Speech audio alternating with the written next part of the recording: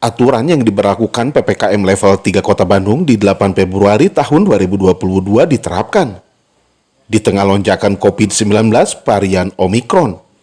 Dalam hal ini, Dinas Pendidikan Kota Bandung melalui Kabid PPSMP Dani Nurrohman menyampaikan bahwa satuan pendidikan di tingkat sekolah menengah pertama dibatasi pertemuan tatap muka 25% sampai 50%, serta sekolah harus ikuti aturan pemerintah. Tentunya, selain menyiapkan pengadaan protokoler kesehatan, pembelajaran daring terus dilaksanakan dan diupayakan dengan baik.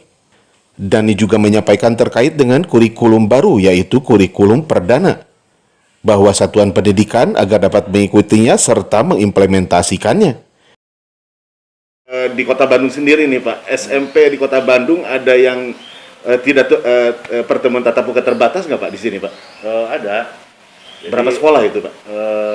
Tiap hari memang jumlahnya yang mengajukan untuk PJJ terus bertambah dengan situasi terakhir.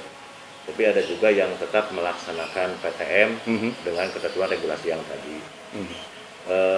Hitungan kasar lah sampai dengan hari ini dari sekitar 75 SMP, 30 masih melaksanakan PTM. Masih melaksanakan PTM ya Pak? Di 25 sampai 50% seperti itu. Widi Harian Asep Teddy mengabarkan, Kota Bandung, Jawa Barat.